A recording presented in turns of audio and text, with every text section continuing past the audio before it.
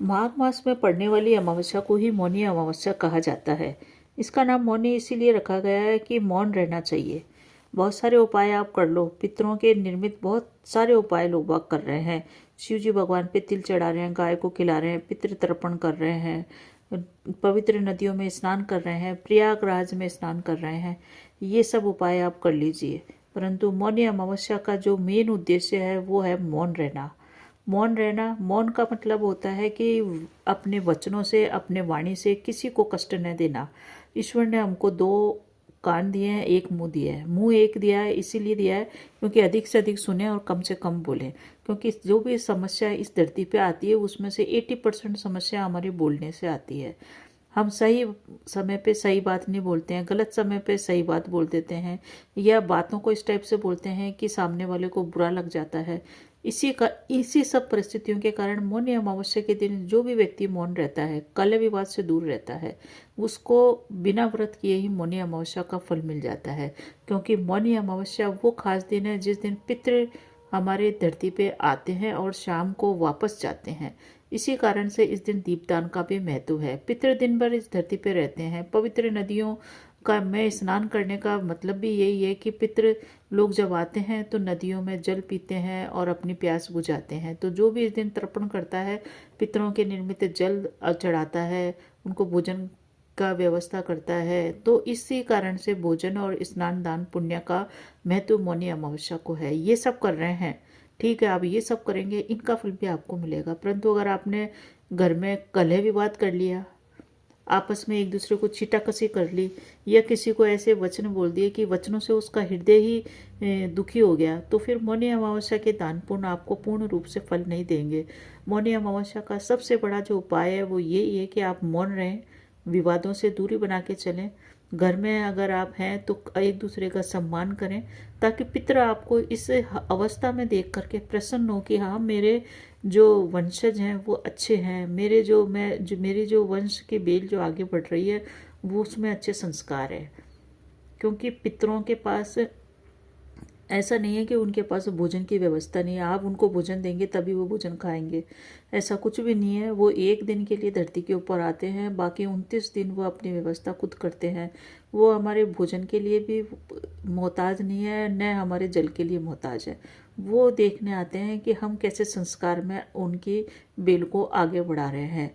अमावस्या के दिन जिस भी घर में कलह विवाद होता है, फिर आप कितना भी तर्पण कर लो, धूप कर लो, दान कर लो, पुण्य कर लो, गायों को खिला दो, आपको परिणाम आपकी आशा के अनुसार कम मिलेगा। इसी कारण से मौनी अमावस्या के दिन मौन रहें, यही सबसे बड़ा उपाय है। इस दिन अगर आपके लिए संभव हो तो आप अपने घर के अंदर ही गंगा जल मिला करके स्नान करें, तर्पण करें, जो नीडी लोग हैं उनको भोजन कराएं, पितरों के निर्मित गायों को कुछ दें, मौन रहते हुए कार्य करें, प्रेम से बात करें। मौन का मतलब ये नहीं है कि मुंह बंद कर लिया और आंखों के इशारे से ही दूसरों को ऐसा देखा कि बोलने से ज़्यादा आंखों से बातें हो जाती है। कई बार आंखों से इस टाइप से देखा कि सामने वाले का हृदय ही व्यतीत हो गया।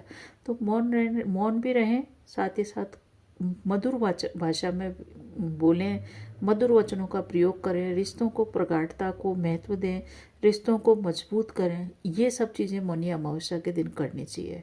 आप कितना भी दान पुण्य कर लो, अगर आपने कलह विवाद कर लिया, दूसरों को अहंकार दिखा दिया, तो ये सब चीज़ें व्यर्थ की है। आप कितना भी कर लो, अहंकार से बचना है, किसी को कटाक्ष करने से बचना है।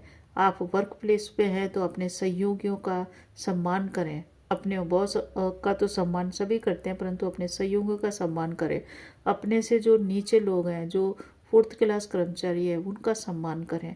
जो लेबर क्लास है, जो मकान का निर्माण करती है, हमारे जीवन को सुखमय बनाने के लिए हमारे लिए सेवा का कार्य करती है, चाहे उनको पैसे मिलते हों उस कार्य के लिए, परंतु अगर आप उनको सम्मान की दृष्टि से देखेंगे, मधुर वचनों से बात करेंगे, उनकी रेस्पेक्ट करेंगे, चाहे वो सड़क पे झाड़ू लगाने वाला हो, कंस्ट्रक्शन करने वाला हो, कोई भी चौकीदार हो, कैसा भी कार्य करता है, आपके ऑफिस का पियोन ही क्यों नहीं हो, उन सभी को सम्मान करें।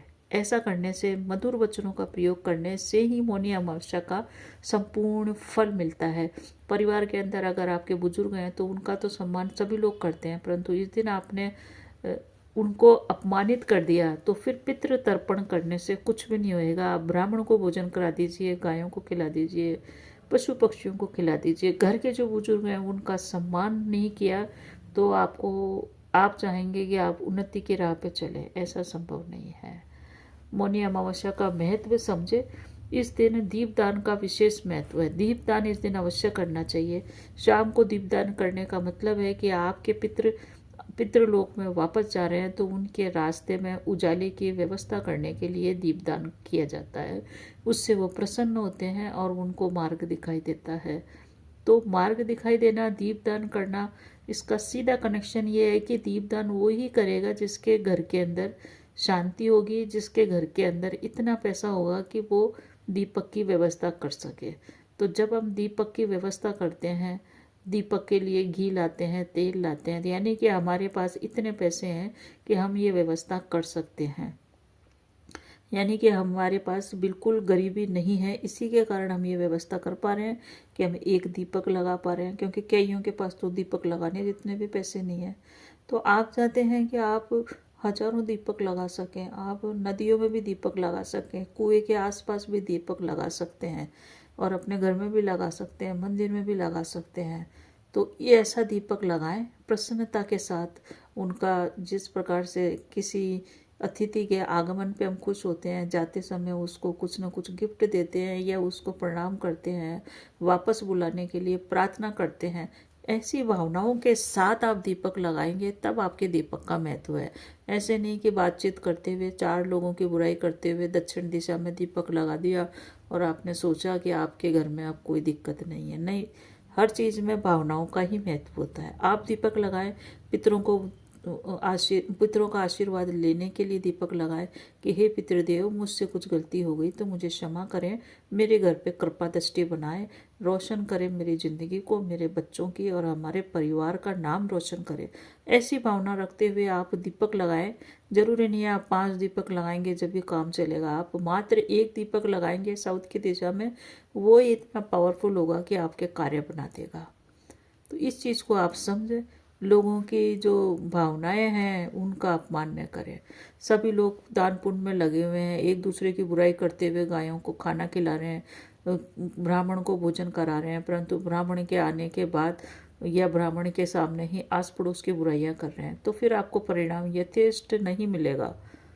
आप सब कुछ दान पुण्य कर रहे हैं, अपने घर के पूर्व बुजुर्गों का सम्मान नहीं कर रहे हैं, सारा कुछ व्यर्थ करते जा रहे हैं। आप अपने धन की भी बर्बादी कर रहे हैं और वैसे भी बर्बादी कर रहे हैं। तो इस भावनाओं को समझें। मौनी अमावस्या कोई साधारण अमावस्या नहीं होती है। मौन रहें, प्रसन्न रहें, मधुर वचनों का प्रयोग करें। तो कैसा लगा आपको वीडियो अच्छा लगे तो कमेंट करके अवश्य बताएं और कमेंट के अंदर ओम पितराय नमः अवश्य लिखिए। धन्यवाद।